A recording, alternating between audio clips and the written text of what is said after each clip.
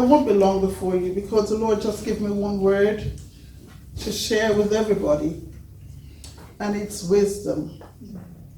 I said, Lord, what do you want me to say? And he said, wisdom. I need to speak on wisdom. What he's saying to me today is that somebody in this room, you need to ask God for wisdom. For whatever you want, whatever you need to do, whatever decision you need to make. He said, come to me. Involve me in your decision process. Involve me in your decision making. What is wisdom? Wisdom is the right application of knowledge. It is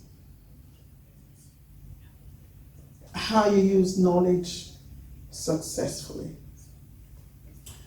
We know that God in Proverbs, it says, God didn't do anything without wisdom. He created this universe. Look at the incredible universe that we live in. But yet, God did nothing without wisdom. If God needed wisdom to create, and I can't even begin. And we were listening this morning on the news, and they were talking about astronauts going in, and scientists wanted to know what the black hole is and beyond the black hole, and they don't, 95% of things, they don't even know. This is the universe that we live in. God used wisdom, and he created it so much that so people don't know, people can't even begin to comprehend. So what he's saying, the God, the creator, your Father, this is your birthright. The creator of this incredible universe, the eternal God, says, come to me. I've got wisdom for you. You need wisdom? James 1, verse 5 says, if any man lacks wisdom, let me try and find it for you. James 1, verse 5 says, if any of you lack wisdom, let him ask of God, that gives to all men liberally, and upbraids not, and it shall be given him. In James 1, it says, if any, but it's in the same word is used when Jesus went into the desert to be tempted of the enemy. And Satan says, if you are the Son of God, cause these stones to be made bread, or throw yourself off this cliff.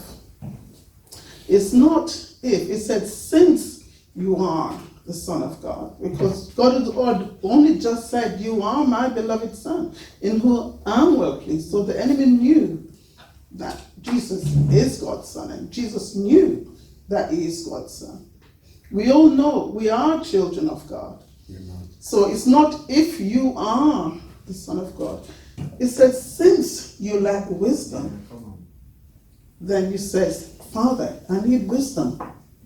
I need wisdom to do what you called me to do. I believe that we're all created with a foreordained purpose, pre-planned purpose to accomplish. And whether you need to make a decision, whether it's emotionally, spiritually, financially, relationally, God is saying, come to me. And that's his word for somebody today. So I'm not going to be long, but it says that be not wise. Proverbs 3, I think about Solomon. And when Solomon came to the throne, that was his preordained purpose plan. And God says, what do you want? Ask of me what you want. He says, God, give me wisdom. Give me an understanding. So how can I do this job if you don't give me wisdom? God was so pleased. God was so delighted with his request. He said, you know what? I'm going to give you what you didn't ask for. I'm going to give you riches. I'm going to give you a long life. I'm going to give you an understanding heart. God was so delighted. He said, If you come to him and says, Lord, I need wisdom for my child. I need wisdom for my work. I need wisdom to do, what am I going to do? He says he will give it to you without telling you off. He is so delighted as his child. He comes and says, Father, what's your heart on this? And that's what I think the Lord wants me to convey to you. He's saying, you come to him and say, Lord, what's your decision about this? Nothing is too big, nothing is too small, nothing is too insignificant that you can't come to him and say, Lord, what's your counsel? I need your counsel about this. We see an example in Joshua. Joshua was leading the children of Israel. And he was supposed to conquer the whole land. Now, people came to him deceptively.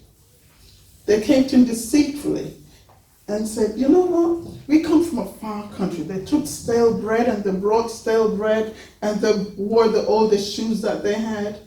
And they said, we come from a far country. And instead of consulting God, the Bible said he did not ask God. He just took the word for it. And he made the wrong decision. So I'm encouraging you all today. Nothing is too small. Nothing looks too obvious that you don't say, I'm going to I can do this. I got this.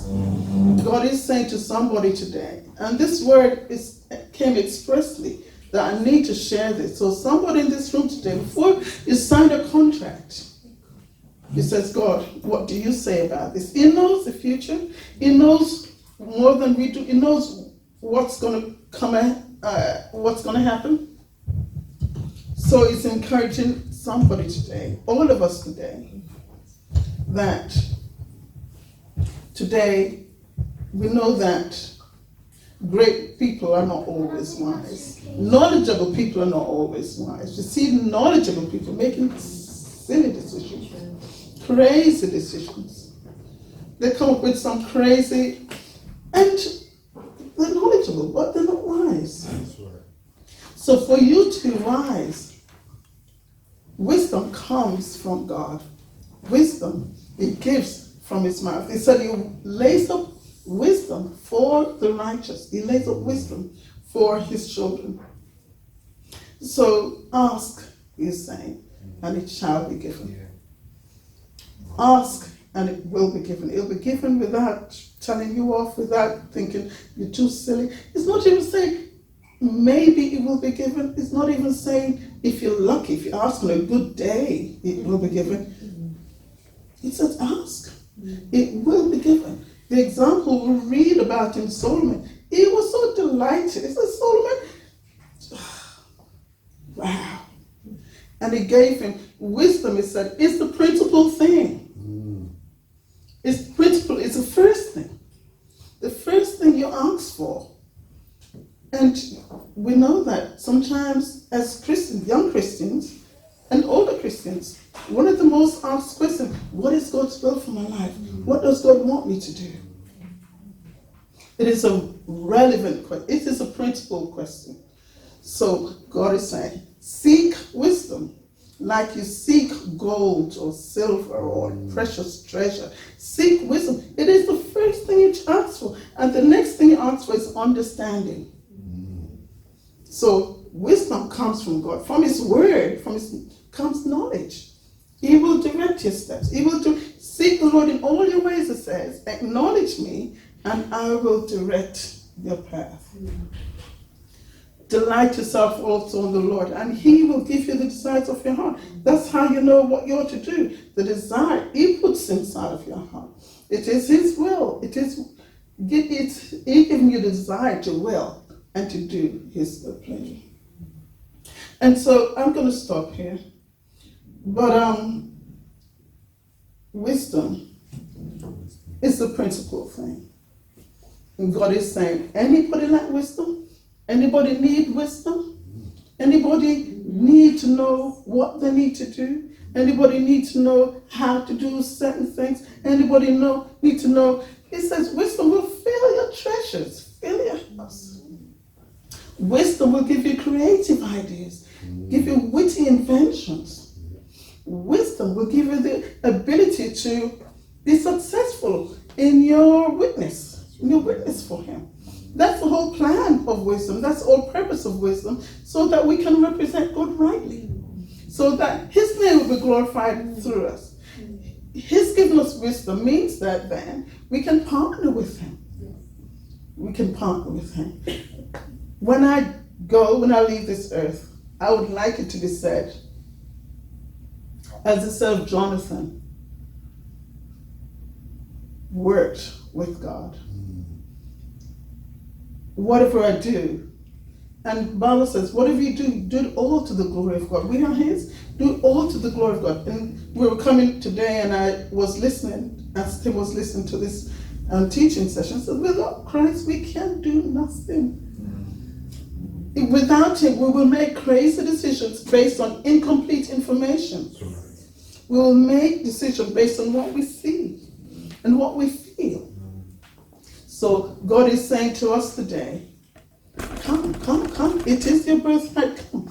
Ask for wisdom for your child, for your children, for work, for where you're going to live, what you will eat. It says, the advantage of wisdom, I wrote, is peace and confidence. So as you walk, you will hear a voice behind you saying, this is not the path. Walk that way. Don't go. Isaac, he was in famine in Israel. And people are leaving and going to Egypt. God says, no. Don't go. Don't go to Egypt. Stay here. Plant here. So he did. And he reaped 100. I don't know if any farmer can say they reap 100-fold of what they sow and plant. But Isaac reaped 100. And that's just because he followed what God said to him. In all your ways, acknowledge him. He will direct the path. I'm just going to pray this prayer for you, over you. It's in Colossians 1. Let me try and find it. And then I'll close.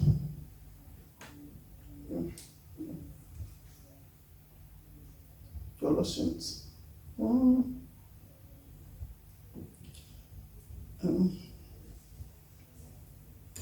So I pray that this word will be a word of direction to somebody today. That God, in all your ways, David was successful because God was with him. Yeah. God was with him. So it doesn't matter what it is. Nothing is too big. Nothing is too small. If I can impress them, nothing is too, you can think, I can't bother God about that. Yeah. That's just, I can do this. I've got this. Don't do that. Don't do that. God is saying to you, it's what is for somebody today. God is saying, I'm here. I've got the wisdom for your life. Yeah. So Paul prayed from verse 9. It says, for this cause we also, since the day we heard of it, do not cease to pray for you, and to desire that you might be filled with the knowledge of his will, in all wisdom and spiritual understanding, that you might walk worthy of the Lord unto all pleasing, being fruitful in every good work, and increasing in the knowledge of God, strengthened with all might according to his glorious power, unto all patience and long suffering, giving thanks to the Father who has empowered us. And so that's the word I have for you today. That you will be successful. God wants you to be successful. He wants you to be prosperous. That's his heart. You're his child. You represent him in the earth. If you're not successful, what do you say about him? What does the world hear about him? We represent the kingdom. Yeah. So you go forth and prosper. Go and succeed at what you're doing. This is God's heart. This is God's will for you. Blessings. Amen.